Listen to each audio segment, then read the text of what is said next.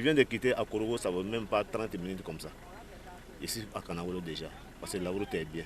Et avant, c'était au moins 1 heure ou 2 heures de temps. Nous, on félicite le président de la République pour le travail qu'il fait.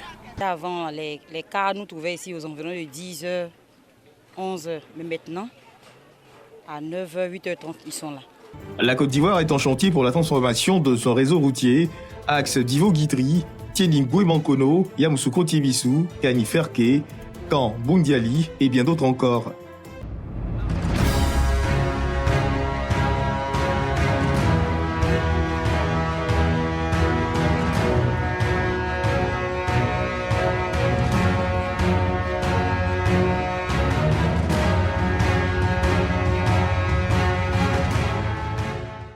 Les terrassements sont à 90%. Il faut remarquer qu'on a fait 2 fronts. Il y a un front à l'ouest qui part de Ferké vers Nation. Il y a un autre front à l'ouest qui part de Kong vers Nation. Donc actuellement, il y a moins de 10 km pour que les 2 équipes de terrassement se croisent. Sur le projet Ferké Nation Kong, on a un cours d'eau important à ce niveau. D'où la nécessité de construire un pont moderne. Comme vous le voyez, un pont de 5 travées de 20 mètres chacune. Total, un pont de 100 mètres jusqu'au 2 culées. Nous avons contacté le gouvernement que les travaux sont en cours et le nouveau pont, vraiment, ça se développe et ça va très vite.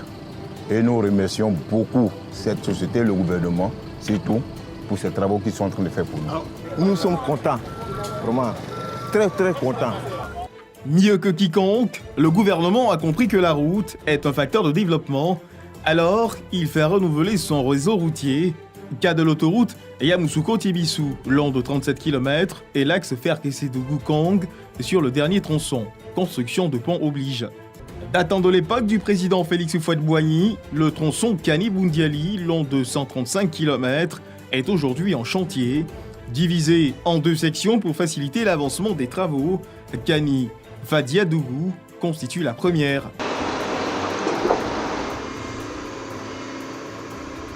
La deuxième section de ce tronçon corridor, San Pedro-Bamako, de Kadjadougou à Boundiali. Sur cette route, un pont de 2 fois 2 voies sortira de terre pour le bonheur des usagers. Vraiment, féliciter le gouvernement. Si le deuxième pont finit vite, nous, on sera très contents par rapport à la sécurité de nos passagers et nous-mêmes. Sur les axes Boundiali-Odiéné ou encore Odiéné-Béléban, les populations peuvent pousser un ouf de soulagement. Des routes neuves seront livrées dans moins de 2 ans. Ici, le pont Boundiali-Odiéné est en attente de livraison.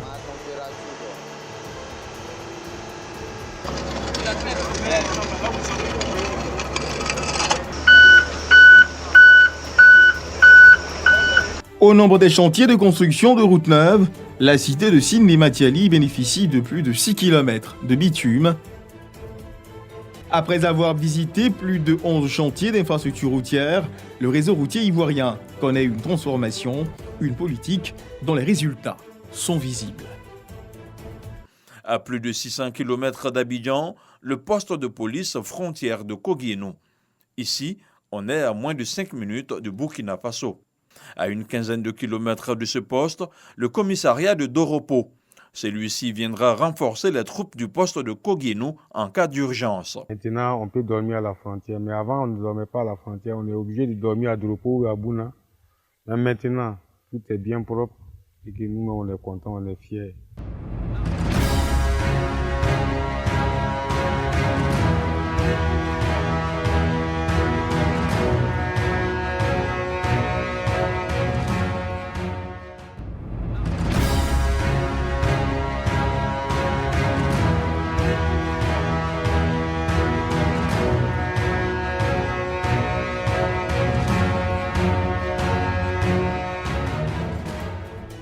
Plus de 2300 km de routes à réhabiliter et à construire sur tout le territoire national.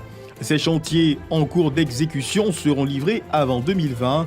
Avec des routes toutes neuves, on peut être sûr que la Côte d'Ivoire est en marche.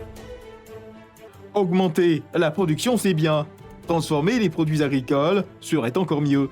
Ce défi conduit à la mise en œuvre du Programme national d'investissement agricole deuxième génération PNIA 2, Ce programme a évalué à 11 905 milliards de francs CFA sur la période 2018-2025. Outre Abidjan, plusieurs villes s'intéressent à la transformation, cas pratique d'Abakala avec la transformation de la noix et la pomme d'acajou. On extrait le jus de la pomme et on fait en plusieurs produits dérivés. Cette activité, elle est rentable. La preuve, depuis que je mène cette activité, moi-même, je suis devenue autonome. Aujourd'hui, là, voilà ma maison.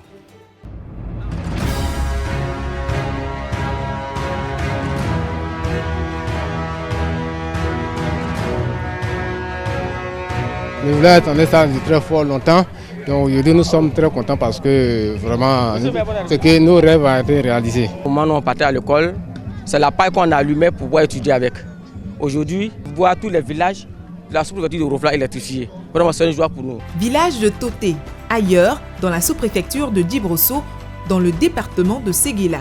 En 2017, le village ne comptait que 8 compteurs. Grâce aux branchements sociaux, avec un apport initial de 1000 francs CFA, on en a maintenant 101. L'électrification rurale améliore les conditions de vie des populations avec la création d'activités génératrices de revenus. Depuis l'électricité est venue, franchement, ma boutique a changé un peu. Je vends des lots, awa, les sikéries, il y a aussi la télévision, je regarde l'information du pays. Vraiment, ça a changé beaucoup dans ma vie. Grâce à l'État, on nous a dit de donner 1000 francs pour qu'on va avoir le compteur. Donc c'est ça qu'on a fait et puis on a gagné le compteur. Donc je me suis débrouillé un peu pour avoir un congélateur, pour pouvoir me débrouiller un peu dedans.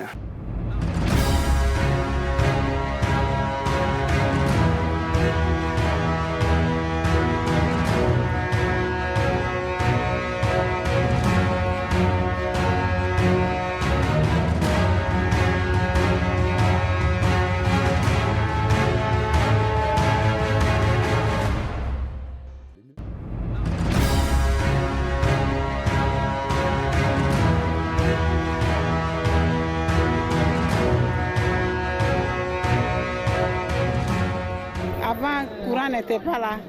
On partait à Bakenesso pour aller chercher portable.